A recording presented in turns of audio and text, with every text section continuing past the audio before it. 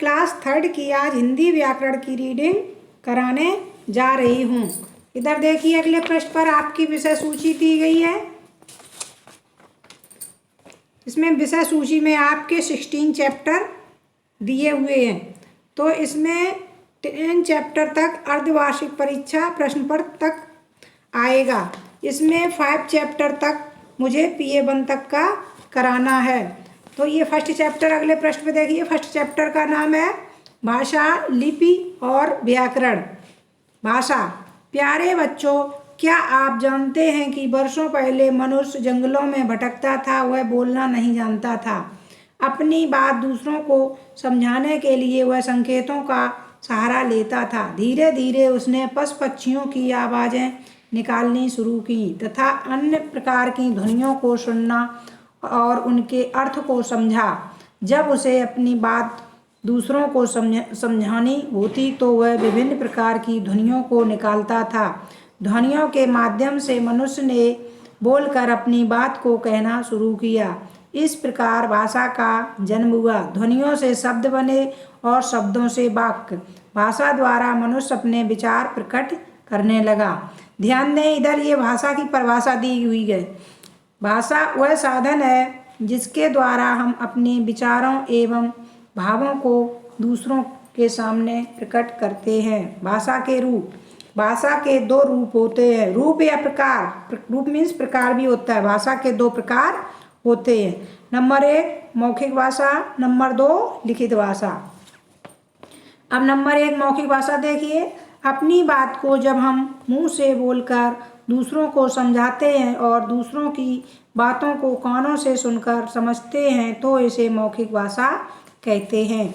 मौखिक भाषा के अंतर्गत 3 बातें आती हैं: बोलना, सुनना और समझना।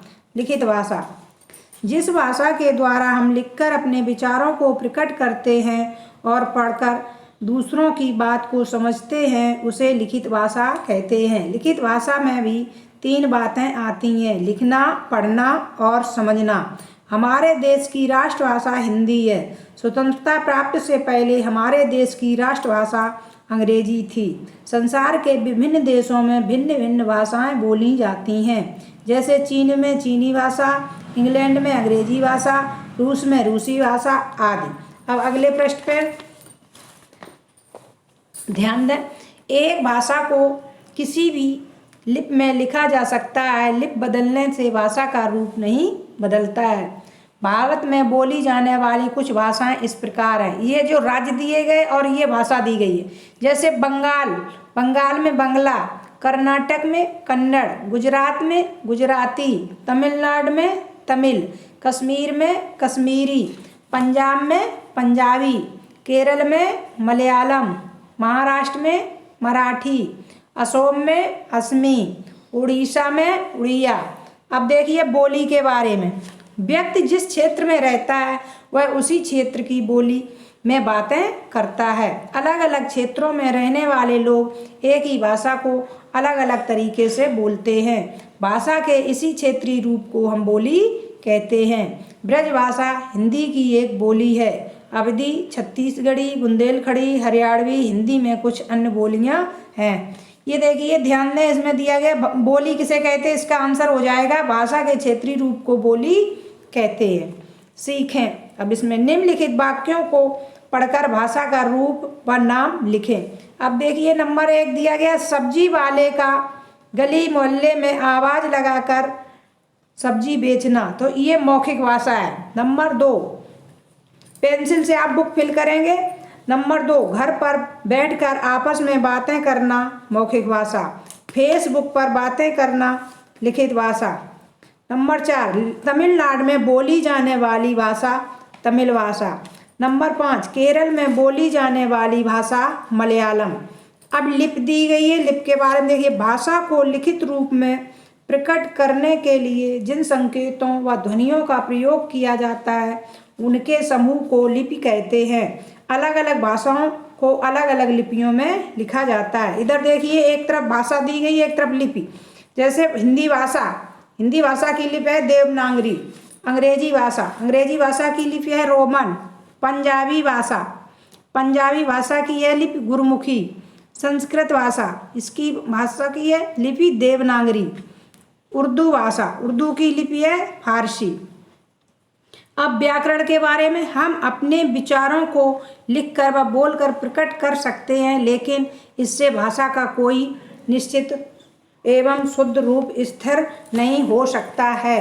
भाषा के शुद्ध रूप और स्थायी रूप को निश्चित करने के लिए नियमबद्ध योजना की आवश्यकता होती है। इसी को व्याकरण कहते हैं। ध्यान दें, व्याकरण किसे कहते हैं, इसका आंसर ये होगा, व्याकरण वह शास्त्र है जो किसी भाषा को शुद्ध रूप से बोलने, लिखने और पढ़ने के नियमों का ज्ञान कराता है।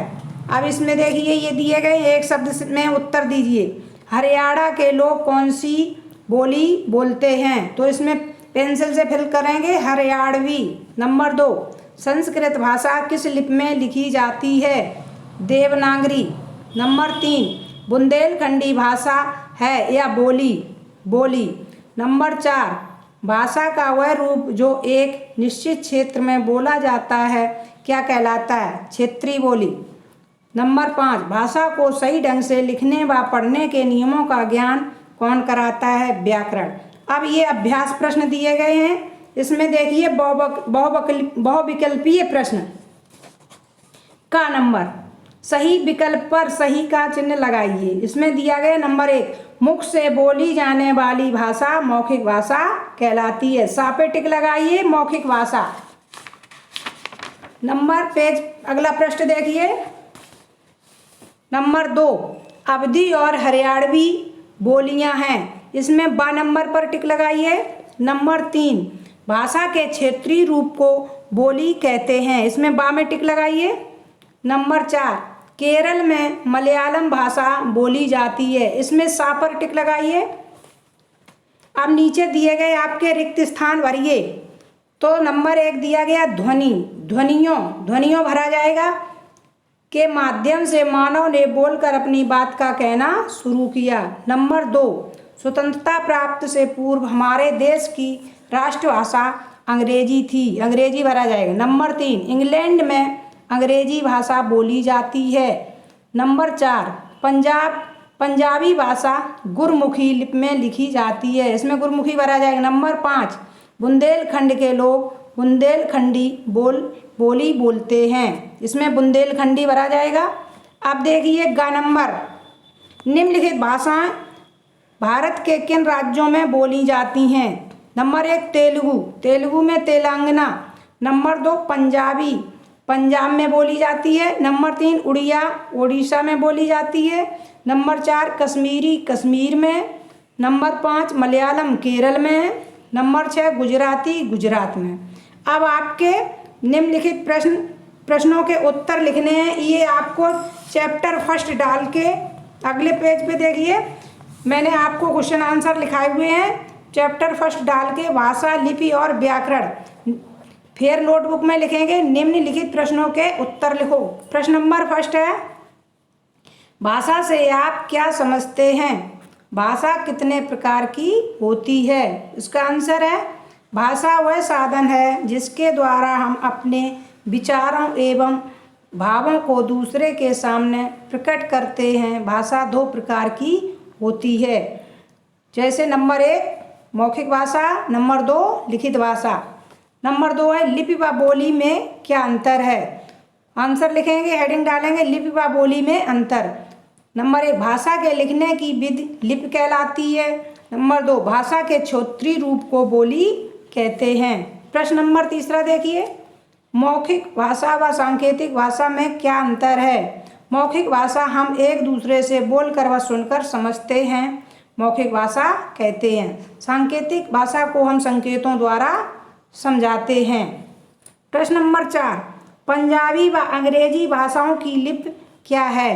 पंजाबी भाषा की लिपि गुरमुखी व अंग्रेजी भाषा की लिपि रोमन है। नंबर 5, व्याकरण किसे कहते हैं? इसका आंसर देखिए, व्याकरण वह शास्त्र है जो किसी भाषा को शुद्ध रूप में बोलने, लिखने और पढ़ने के लिए नियमों का ज्ञान कराता है, उसे व्याकरण कहते हैं। ये आप फेयर नोटबुक में स्वच्छ व सुंदर लिखेंगे। और आज आपका फर्स्ट चैप्टर कंप्लीट हो गया। अगले वीडियो में मैं सेकंड चैप्टर कराऊंगी।